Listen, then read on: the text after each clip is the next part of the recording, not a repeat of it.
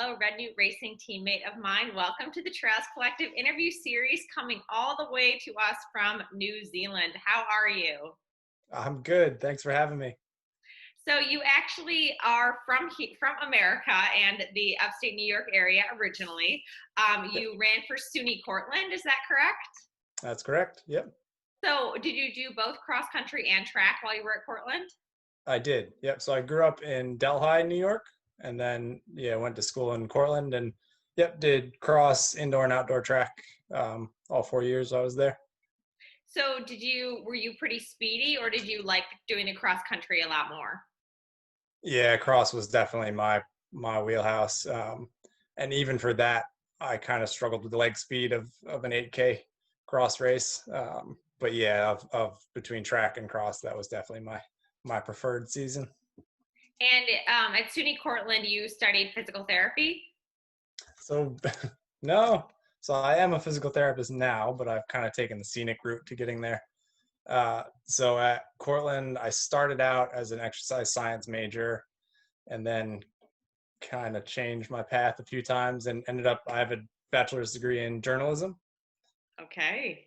So, yep. But I had always had an interest in physical therapy or something like it. And then once I graduated and started dating my now wife, her brother and dad were both physical therapists. So that kind of re-inspired me. So I ended up going back to school, back to grad school, and got my degree in PT.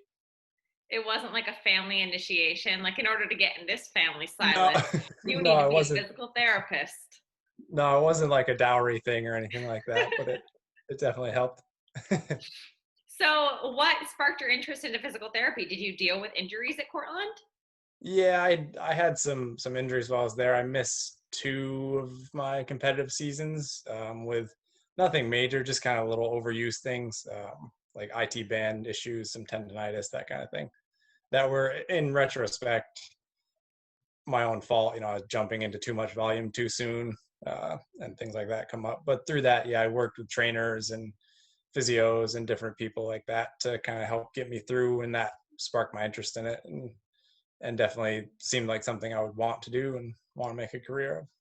So yeah, And also, you can fix your own injuries, which is very exactly. nice. That's a bonus. Yeah, for sure. Is it really I'm not, common in college to? Did a lot of your teammates suffer with injuries? um, not a lot, but there were definitely injuries. I think looking back, like we had a pretty competitive program, so I think there wasn't anything overt, but you always felt like you wanted to be at the front of the group and you wanted to be kind of pushing. So I think we probably didn't take enough time for recovery and focus on the little things like that. Um, so yeah, it's just kind of inherent with that sort of thing. But there were some injuries. Yeah, I find that with the runners that I talked to who ran in college, it's kind of like some of them have like, oh, it's the greatest experience, the team building and stuff, and then others Yeah. like they're just I had a bunch of injuries, and so what do you think? Like, is it sort of the team competitiveness environment? Like, if the athletes are more like insecure in themselves and need to prove themselves every workout, or what goes on in that team dynamic? Yeah, I think that's probably what leads to a lot of injuries, and you don't ever want to kind of be the guy who says like this is too much, this is too fast. You kind of don't want to show that you're the weak link. Um, that said, it's not, again, it was never like anyone bullying you into doing that. It was just you're striving to be the best you can and keep up with the faster guys. So it's just kind of, I think it's part and parcel of being a competitive person in that environment. It's just going to happen. For me, it was an amazing experience. Probably not for the running as much, if that makes sense. Like, it was the friends I've made and the connections I've made and have to this day, and kind of the growth you go through in that sort of environment. So that was the great part for me. But I definitely didn't. I don't feel I ever ran to my potential in college in that environment. After college, did you take a break? Sort of. So I moved to New York City shortly after graduating. um, and I took a little bit of a break, but then kind of wanted to keep racing. So I got into road racing for a while. I did a half marathons. And even with that, I kind of struggled with some injuries, just felt like being on the road that much, and kind of the speed workouts were just sort of beating me up. So I dipped my toe into that, but it kind of wasn't for me. And I saw that relatively quickly. Okay. And then in New York Yeah. City, they have some trails. Like there's a little bit of a trail system. So how did you first get your introduction into trail running? So, I mean, I grew up sort of running trails, but not calling it trail running. I grew up in Delhi in a really rural area way out in the country. So I would run some trails there. And in college, we had trails around school we would run. So I always enjoyed running on the trails, but again, hadn't ever really called it proper trail running. And I'd always had an interest in ultras. I thought, that sounded like a pretty wild, cool thing to get into. So yeah, when I was in New York, one of my teammates from Cortland, Nico, had kind of gotten into ultras a little while before, and he was going out to do a race in Long Island, a 70K. And he was like, "Hey man, you should jump in this. So that'd be cool." So I was like, "Yeah, all right." So I just kind of went. I'd never run a marathon. I did a couple halves on the road, skipped marathon, and just did a 70K. And it was predictably a crazy experience, like breaking down crying as you run along, and like having moments of elation and total despair, and what we all know. But it was great, and it kind of hooked me from there. So that was my intro into ultras and proper trail running. And there is a pretty good trail scene in New York City, even if there aren't a lot of trails. Like Central Park actually has some little hidden trails if you know how to look. And then it's easy enough to get to Harriman or Bear Mountain or the Palisades Interstate Park, that kind of thing. So it's definitely there. You just have to work for it a little more. I'm looking forward to going to Bear Mountain over Thanksgiving. Actually, I Nice. took a little Airbnb in New Jersey, and Oh, yeah. where should I go? I would always start from the lodge there, the main lodge, and I always ran sort of some variation of the North Face 50K or half course, and that kind of takes you around a good selection of the trails. I don't know. There's just so much to explore, and it's pretty easy to explore. You can sort of just set out and do little loops and find your own way. You're never really going to be lost in the wilderness there. So That's good because I have that problem. okay. And also, I'm going to be hiking it. That's actually going to be my down week from running. I asked my coach, Oh like, yeah. I want to go to Bear Mountain and do some hiking. So, can we take just a down week so I don't have to worry about Right. training? And he's like, oh, sure. Nice. Yeah. Oh, there's tons to explore. Great. I'm looking forward to it. Yeah. So, your first ultra was that 70K. What year was that and how old were you? That would have been graduated in 2010. Might have been 2012, Okay. 2013 maybe, I And then think. did you immediately just jump into doing like mostly training for ultras and stuff like that from Yeah. then on? Yeah. I kind of saw that I'd found my niche, and that was what I wanted to do. So that was basically what I devoted myself to from So then when you on. say you found your niche, did you both enjoy it and did you I looked at your ultra sign up, but it was like a week ago. So did you That's all have good. immediate success? Yeah. So, I mean, it's a pretty small grassroots race. So it's not the most competitive race out there, but I finished second to my buddy Nico. So that was pretty cool in my first race out to finish second.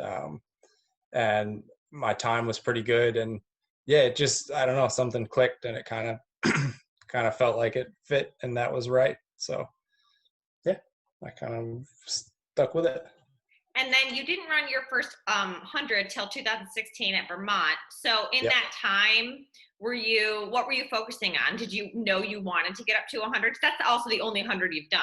So did Yeah. you want to get to 100, or were you just like, I want to get faster at the 50K, the 50 miler? Like what? How was that in between time? Yeah. I think I experimented with a bunch of different distances, and it was always just kind of do as well as I could in whatever distance I was running. I didn't want to sort of pigeonhole myself into being I'm a 50K guy and that's all I can do, or a 50 mile, that sort of thing. So I tried to keep it pretty varied in that way. And I wanted to do 100 just for the experience, and that's sort of the holy grail of ultra, I guess. So I worked my way up to it, but I didn't set out to be like, I'm going to be a 100-mile runner and like that's going to be my focus. And I haven't done one since. And to be perfectly honest, I'm not in any hurry to do one again. it was pretty brutal. Was it just like, did you not feel prepared, or was it just, a distance that you just, after a while, I mean, I know that if I were to go run 100, even if I was probably trained for it, like, I know after like 4 hours, I'm going to be like, okay, I could be done running now. And that's just a mindset thing for me. Like, I just know that'll happen. Like, what happened in that 100? Yeah. Oh, it was pretty wild. So it was the Vermont 100. So you start at 4 a.m. and I finished just over 18 hours. So I finished just after 10 p.m. the next night. So it was like running through a night, through a whole day and into another night was just weird. And I went through every emotion there is, and probably some new ones too.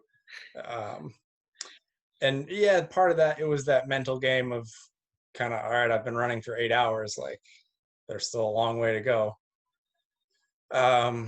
It was also the time commitment to train for it. That was pretty hard. It was hard on my schedule then, and it'd be even harder now. So that's kind of a limiting factor. And the recovery period from it too. Like I was basically, that was me done for the summer after that. Just which that's what it is. But I kind of like to race a bit more. So yeah, I might get back to it at some point, but I'm not in no rush. Mm-hmm. Yeah. I think when I think about doing really long races, I'm also like, oh, I'll be so thankful for like the week after recovery or the month after recovery. But Yeah. I mean, I just love running so much that like sometimes Yeah. I hate long races that take me out for anything longer than like a week, just because I'm pissed and I want to get running again. But I know that like I also know that I'm in pain, or like Yeah. it hurts, and that just like pisses me off. And I'm like, I don't want to run that race because that recovery is way too long. Yeah. And with that, I kind of didn't like that. I didn't want to run. Like it took me a couple months to even want to go out running. Like I was just like, nah, I'm good. So I kind of didn't like that either, because I enjoy it, and it's a part of my day that's really important mentally as much as physically, just to kind of decompress and blow off a little steam. So yeah, the fact that it kind of made me not want to run for a while put me off a little too. Yeah, I think my Yeah. teammates and I have had like the road teammates, not the trail teammates, have had like the talk that I honestly would rather run 60 to 90 minutes every day than like 8 hours on the weekend, no matter Yeah. how like epic or cool it sounds. Like I just like running every Yeah. day. And Right.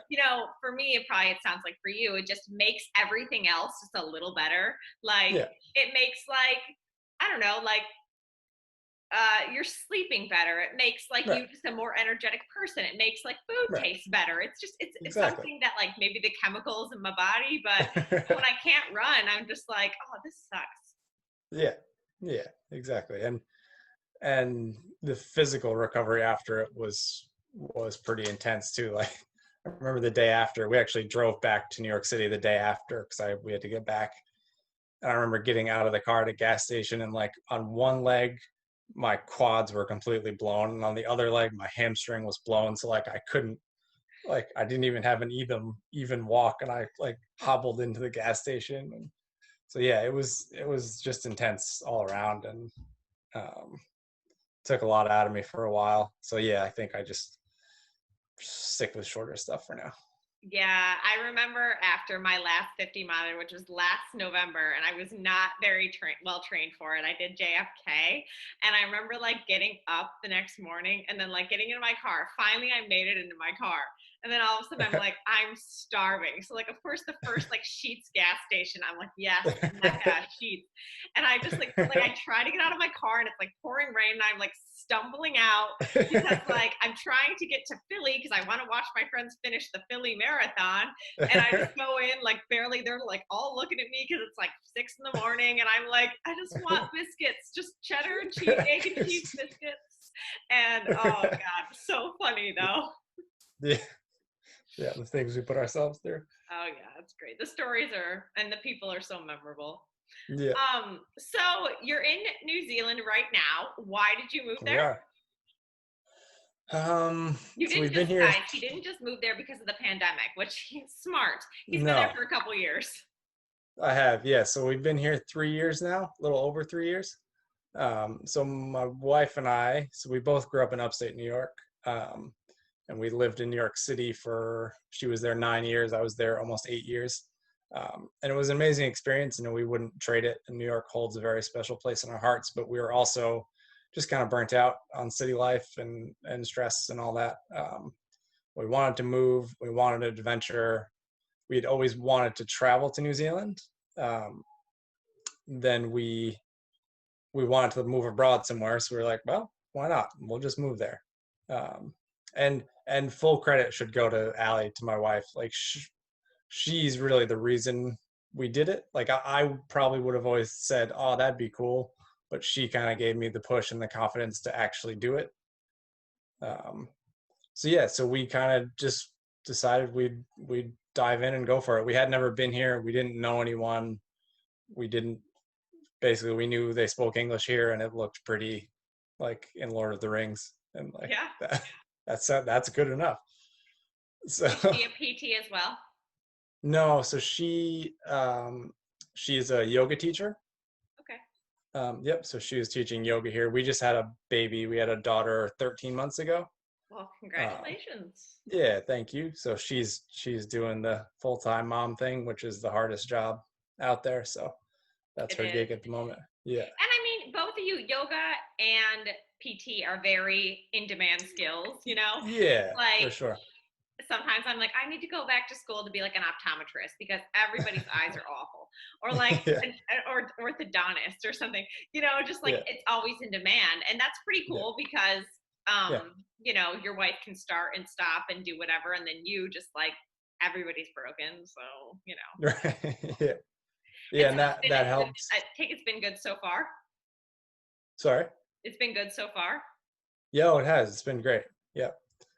So being a PT helped a lot in getting a visa. So there's an essential skills list there's a shortage of these skilled people in the country to do them. So basically all medical professions are on there. So that helped a lot. And then I was able to get a job offer before we came over, and we were able to get a work visa through that. And we've since gotten residency. Great. Um, yeah.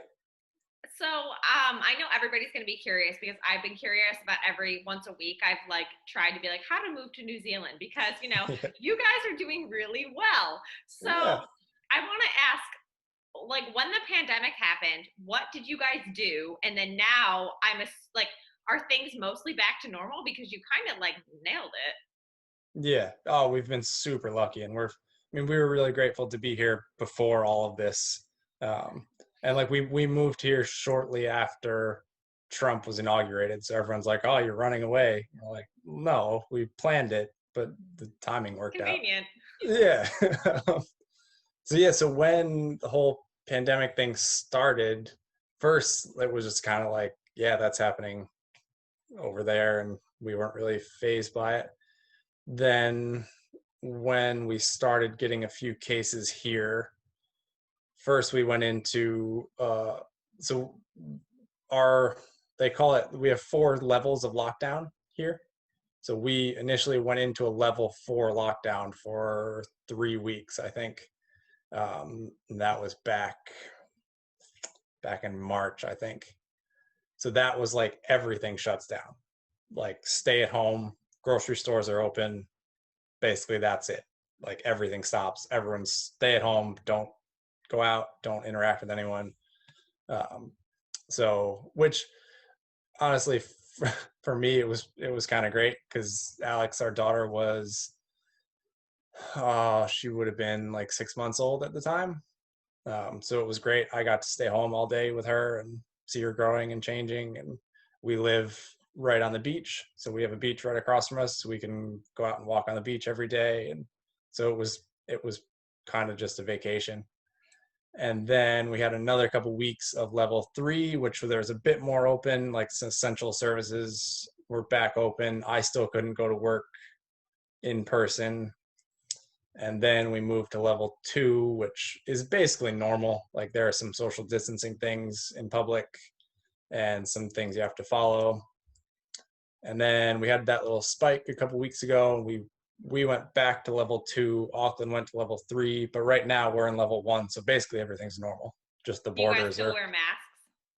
no, Oh, wow. no, we don't See? have to. So basically everything within the country is normal. They're really tight border controls. Like you can't come in unless you're a resident, and you have to quarantine, that kind of thing. So Yeah, no, I'm it's so happy for you guys. Like honestly, I don't like I'm really glad that some people are able to like enjoy life right now. And yeah, you know, it gives me like I'm very frustrated, but yeah, also like because I'm an essential worker technically, so I've been yeah, like working like we were very shut down obviously, but like I work in food service, so right, largely like I've had a job and just like I've been like wearing a mask and like social distancing and doing all this stuff for like 10 months and it still just boggles yeah, my mind that like some people still don't understand it or like yeah, it's like I'm just like I don't know how to explain this to you like yeah, and I mean to be fair like we're still going to be doing this like in 2 years so I yeah, mean so it's but I'm very happy that like people in other countries are able to resume things and it's like it gives me hope maybe if someday America gets our shit together I don't know but yeah.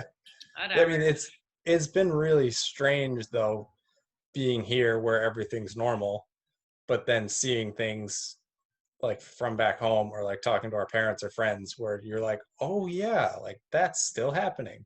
So it's really bizarre, the kind of the difference in what's happening day to day, because it's really easy here to feel kind of insulated and removed from everything and just like it's not happening. So Yeah, yeah, it's almost like when we're sitting here in our comfy homes and then we realize that like people in Africa are still living in huts. You're exactly. like, Yeah, really? But yeah, it happens. And it's, I mean, yeah, it's yeah, an interesting, we've had an interesting 2020. It's about to get even more interesting. So yeah. keep, I have a stay feeling. tuned, you know. Yeah. So, your most recent race report, back to running, your most Yep. recent race report is from the Kepler Challenge, which was in New Mm, Zealand. yep. And it's a really great read. I really enjoyed reading. I read like all your Nice. posts on the All Renegade right. Racing page, so everybody should check Yeah. those out. But at the end, you mentioned that you still had areas of weakness that you wanted to work on Mm, yeah. after that race that were evident Yeah. to you. And so, what were those areas that you wanted to work on, and how have you addressed them? Yeah. That race report was from 2 years ago, I think. So Hmm. I've done a bunch more races since then. I just haven't had the time or Yeah. made the time to write reports. And I've since done the Kepler again last year. Um, but yeah, Because some of New the Zealand racing is a lot different, right? It's a lot different than America. So why don't you explain the yeah, differences first, and then we can talk about your race. sure. So I mean, first of all, our seasons are reversed, so it's the opposite time of year. So like right now, we're coming into spring. So we race our spring and summer. So that's obviously a difference. Also, races here tend to be a little more remote, and a lot of point to point. Um, so you generally have to carry a lot more gear. There's mandatory gear for every race, and you have to be a little more self-sufficient.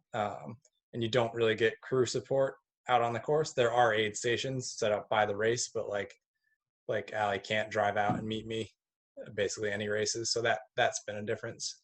Um, and yeah, a lot of the races are in pretty rugged mountainous areas, so it's a little more true mountain running, I guess, as compared to the Northeast. Um, Do you so like yeah, that, or would you prefer to be able to run? Because you have some legs, like you're pretty yeah, speedy. So like, do you yeah. prefer mountain running, or would you sometimes just like, oh, I just wish this terrain would just let up so I could just like let it rip? Yeah, I think I like a mix, and a lot of courses here are a mix. It's not like Euro sky running stuff where you're running up a cliff. You'll have some runnable sections, and then you'll go over sort of a mountain pass, and then some more runnable. So I really like the style of racing here. I think it works well for me because you can use some of that hill strength, but then you can turn over your legs and use some of your speed as well. So that I think suits me. Hmm. Um, that said, I think some of the weaknesses I was alluding to in that one, it's being able to use that leg speed after going over a mountain pass. That's hard, and that's hard for anyone. But that's something I really found. So in the Kepler, that's a 60K. So you run basically out over a mountain range and back down, and then you have kind of a flatter, faster last third of the race along a river to the finish. So it's kind of surviving that mountain pass and still being able to turn it over and kind of hunt some people down. And that's where that year especially I really felt that let me down, that I was just kind of fried by the time I got to that last flat section and couldn't use the speed I had. um, and I don't know if I've fully addressed it yet, but I think I'm working on it and trying to do some more workouts, like sort of a hill workout into a tempo run, that sort of thing. Just working on running fast on tired legs. Yeah, that's kind of a key workout I'll do. Yeah, still working at it. Always things to work on. And there always are. Um, So you are a PT by training. Yep. So, and a couple of the other posts that you talk that on the Reddit Racing page were about strengthening like your feet and lower limbs, which Hmm. I loved because my feet are an ongoing battle. All right. And so, how has being a PT informed your training? Are you more of like a sorry? Are you? Oh God, sorry, I just got a phone call. Okay. Um, are you more of a like do as I say, not as I do kind of runner or PT, or do you actually like every night you do your strength training, you do all the stuff? Like how's your approach? Probably somewhere in the middle. I definitely skimp on the strength training and the stretching sometimes, but I think I do pretty well at the same time. Um, I think becoming a PT has probably made me a smarter runner. Like I was saying back in college, I would just kind of run myself into the ground and hope it would work. Whereas now I'm a lot more conscious of taking recovery time, sort of only getting the training stimulus I need and then not going past that. And that's always a fine line, but I do think I've gotten a lot smarter, and as a result, I'm a lot more sort of resilient and healthy as a runner. So Um, let's talk like an act something like give an example. So hmm, what a day in your training life, like most runners we want to spend our time running, right? So they would people would rather like run an extra half an hour than take time to do their core work, do their myrtle, do mobility, do strength. yeah. So what's something that you put into practice that also maybe other runners who are listening to this can also like, oh, I can weave that into my day. I see where this time fits in now. Yeah. So I definitely am a quality over quantity runner. So I generally don't have like weekly mileage goals that I'm trying to hit. I'll have sort of a loose plan um, that over the course of the next month I need to build up my volume. So I'm conscious of kind of doing that as I go, but I don't have like, okay, this week I'm hitting 70 miles no matter what, because I think that's where a lot of people fall into a trap of just going out and logging another 5 miles even when their legs are shot and they don't feel like it, and just it sort of doesn't make any sense. So that's definitely one approach I use. Sort of like I said, I do my hard workouts, my hard runs hard, and then in between is recovery. And if that's a bike ride or that's a short run or it's a day off, that's fine. I think we get in the mindset where you get afraid to take a day off because you've put in all this work and you don't want to slack off, and you don't want to take a day off because that's a day you're not improving. But you need to remember that you improve in your recovery periods. It's the recovery from that hard training stimulus. That's where you improve. So that's where your body gets stronger and you get better. So keeping that in mind, I think, is super important. So for me, I generally try to run 5 days a week. And like I said, that's a long run. That's a hard workout, and then some recovery runs. And I try to do, while I haven't been that great about it lately, I try to take 2 days a week in the gym. Usually one on one of those easier days and one on an off day. And that's just I have a kind of a circuit I've worked out, doing some nothing super heavy, but doing some squats, some deadlifts, some kind of core stabilization stuff, just to keep everything activated and keep everything happy and healthy and sort of integrated. And then anything daily? I try to stretch daily, and it's not some marathon stretching session. Usually it's 10-15 minutes at night, like while we're hanging out, reading or watching TV. I think that's something people can really easily do, because if we're honest with ourselves, like even the busiest person, you have 10 minutes in the day to just do a little self-care and a little stretch, a little foam roll. And I like it before bed. Kind of helps me sleep, helps me feel good. So that's a super easy one people can start right away. Like tonight, take 10 minutes before you go to bed, do a little stretch, get yourself feeling good, sleep better. I mean, I think it's like finding little pockets of time. Like, I mean, you don't need to, like, you can take a day or can take a little while to do a routine if that works for you.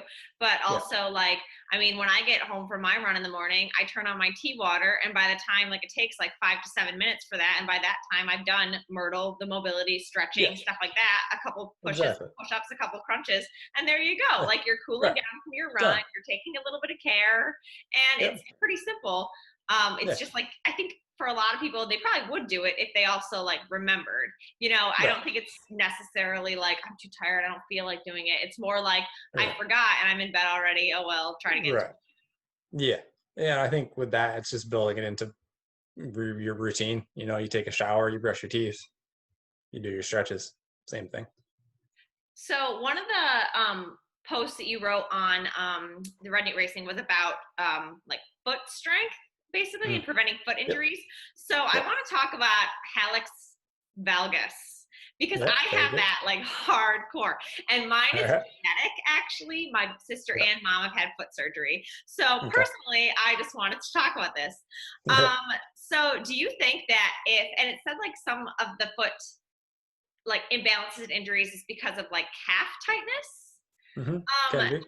But the thing is so I foam roll every day too, and I don't feel like my calves are tight, and I still have this problem. Do you think that like if I maybe did some more of the calf stretches that it might go, because I also don't have any pain, it's just my feet are crunched. So it's one of those where it's like, this could be genetic, but also if he has some advice for me, I might as well ask. I mean, that can develop. It can either be genetic or it can be kind of a thing you develop over time, separate of a genetic component.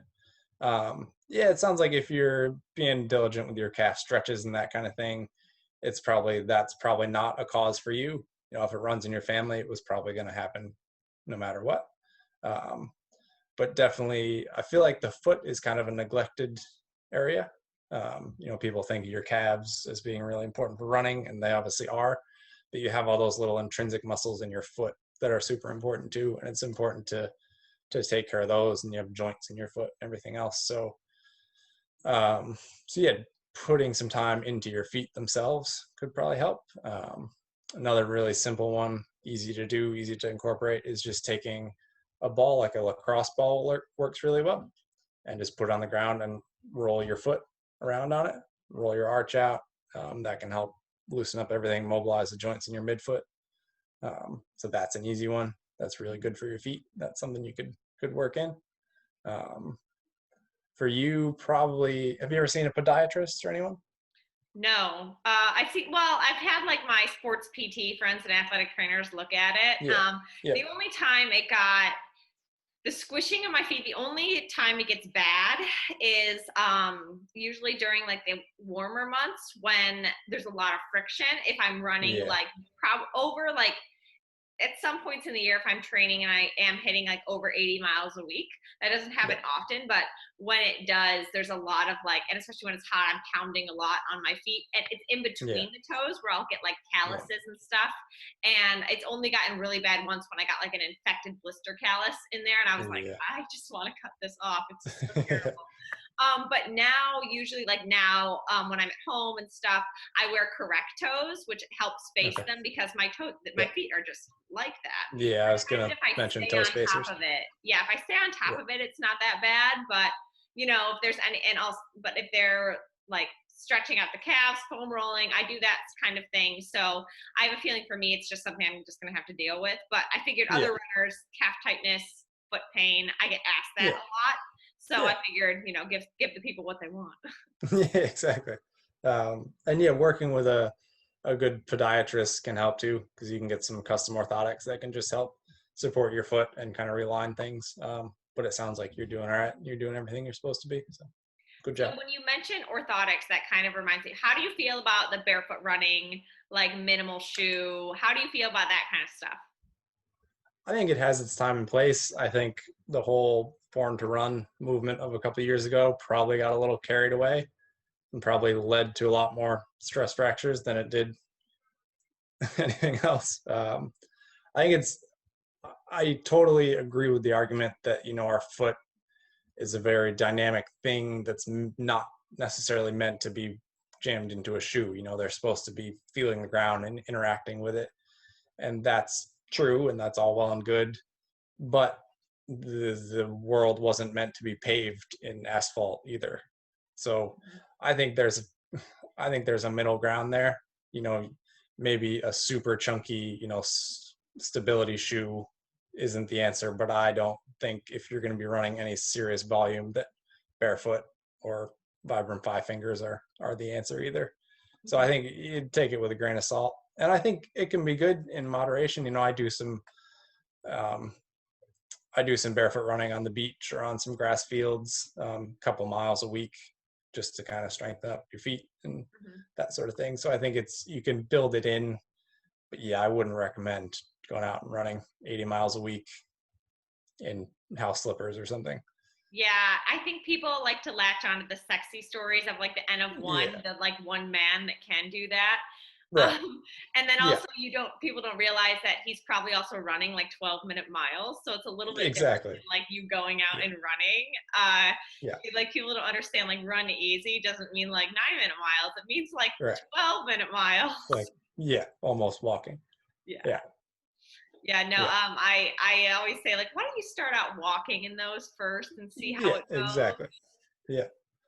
Yeah. So I'm glad that fad is kind of Yeah. swinging the other way. Well, now, I mean, the London Marathon is starting in like, I think like 6, 7 hours. So you're Yeah. actually going to be up to watch it. I will not be. I will Yeah. be checking in the Yeah. morning. But anyway, they're going to be running in like the chunky shoes, like those Yeah. Nike shoes. So, the Yeah. fastest man in the world isn't running Yeah. barefoot, is he? And he's from Kenya. No. Yeah, exactly. Right. He probably grew up running barefoot a lot more than we did, And certainly. then he's like, shoes, now I can be Right. faster. Sweet. Yeah. Yeah. I think the shoe is a great invention, and we shouldn't throw it away so lightly. No. So, you mentioned that you are coming into racing season. So, Yep. do you have anything on the schedule for this upcoming season? Yeah. So I actually next weekend is my first race of the season. Um, yeah. So I'm doing it's a 36K in Abel Tasman National Park. Oh, all Um, right. Old yeah. So tradition. yep. So yeah, it's really beautiful. It's not anything too hilly or mountainous. It's a great walk. We have them here. So there are these sort of very scenic walks within the national parks. So it follows the coastline of super blue water, so it'll be nice. And it's on the shorter end of the spectrum for me, so it'll be kind of a nice little rust buster and get things going. And then I've got basically one race a month through February. Oh, okay, great. Yeah. So, you still technically are on the Red Newt Racing team. You're like our foreign correspondent. And Yeah. so what's the running community like in New Zealand? It's really good. It's pretty small. Something we kind of realized when we moved here, that the whole country is pretty small. There's only, I think, 5 million people in the whole country. So, I mean, compare that. New York City has what, 13 million in the 5 boroughs alone. So it's not a huge place, and it's kind of like 3 degrees of separation wherever you go to like someone you know. Um, so you got to be careful what you say too. But but with that, I mean, the trail running community is pretty small and tight knit as well, and I think it is everywhere. In the Northeast, it's a pretty close community, so it's really similar. But like trail running anywhere I found, it's super supportive and really inclusive, and everyone just wants to have a good time, and you can be competitive, and there's that aspect at the front of the race, but otherwise people are just out there to have an experience. And so yeah, I found it really great, and I've made some good friends through running here. So yeah, it's really good. That's cool. Is there sort of that, like, in America, at least, and I feel like in my communities or the circles that I know, there is a lot of like, oh, I'm an ambassador for this, or like I'm sponsored by this, or like just that kind of thing. Is there that in New Zealand as well? The same competitive kind of thing, or is that uniquely American? It's not uniquely American, I don't think. I think it's probably a little more so in America. Like, it definitely happens here. I think there's some peacocking, that sort of thing, anywhere you go. But yeah, it's pretty relaxed here. I think Kiwis in general are just pretty chill, and they're not really generally materially focused. We found, and that's something we've really liked. Um, so like I'm running for Scott shoes here, which is really cool. But yeah, I don't think anybody is like, wow, he runs for Scott, like, or anything like that. So yeah, it's definitely to a lesser degree here. That's pretty cool. It sounds like a Yeah. really cool place. I mean, and the accents are awesome too. So, you're selling it for, I mean, you had me at like post pandemic, but now Right. I'm sold. I mean, so this has been a really, really awesome episode. I don't want to take too much of your time because you got the London That's all Marathon good. to watch. So, I want to play a game at the end that's called Ideal Aid Station. Are you ready to All play? right. I think so. All right. So you're coming up. Yes, this is mile 70 of your Vermont 100, and you are just feeling all the new emotions that not anyone has ever experienced before. And Yeah. so you're coming to this aid station, and you just need like the elixir of life. So, Yeah. what sweet snack would you like there? Sweet snack. I'm a fiend for Coca-Cola in races. That's probably the only reason I've ever finished a race is Coke. That I definitely lean on that pretty hard. So that would be a definite must. That Well, said, that's I going do to be actually. our non-sports drink question. This is going to be like a sweet food. Oh, oh, whoa. Probably something like gummy bears, that sort of thing. Something kind of you can chew on a little, but has a lot of sugar. Gotcha. Um, Gotcha. yeah. Is this a Favorite multi-part question? Yes, it's going to be a couple questions here. So the Okay. next one is favorite All right. salty snack. So this actually, I almost told this story earlier, but from the Vermont 100, I actually have a story. So Yes. I think it was around mile 80, and I was really struggling. Like, I was in bad shape, and I hadn't been able to eat for a while. Like, I'd only been having gels for a couple hours, and I was feeling pretty rough. And our friend Andy from New York was there pacing me, and he was just trying to kind of keep me going. So I come dragging into this aid station, and the guy working it looks at me, he goes, "You need some soup." And I was like, "All right, man, whatever you say." So he gave me this cup of it was just like instant ramen chicken soup or something, but it was amazing. It was like it was life in a cup. Like, and I just and Andy said that for the next couple hours, all I talked about was soup. And he Oh, was like, that's "Yes, yes, perfect. I know you like the soup. We'll get you more soup. I get it." So chicken soup is a I apparently. have a funny story again from JFK, not the same race. I did it in 2017. I had a horrible race. It was freezing rain. I was injured, but whatever. But yeah, at like, they had like soup. It was like, yeah, the chicken ramen, like whatever. Yeah. I put it in my bottle and I was like, it's going to be okay. I have this soup and then I have like cookies and then the soup. Yeah. You're just like, You're all good. yeah. Exactly. Yeah. Well, this might be good for the next question too, though, because favorite hot food. This is still at the aid station. Yes, we're still at the aid station. We haven't left. Ah. Okay. Hot food. I don't know. I don't really eat a lot of hot food when I'm racing. Even in like when it's cold. Yeah, not really. I mean, soup is the only thing I can think of that's hot. I mean, I love soup so much. That can be both answers. That's fine. Yeah, we'll go with soup. Well, actually, one more story. So there's an ultra based. So Westport is the town we live in here in New Zealand, and there's the Old Ghost Ultra is a race, kind of our hometown race. So it's on the Old Ghost Road, which is an 85K trail from just outside Westport, kind of across the mountain range to the other side. And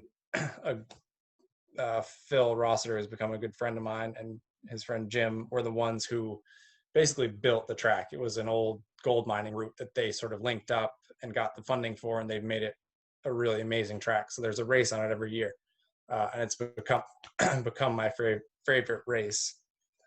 The first year I did it, you get to the high point of the course, Ghost Lake it's called. So you go up, you're already,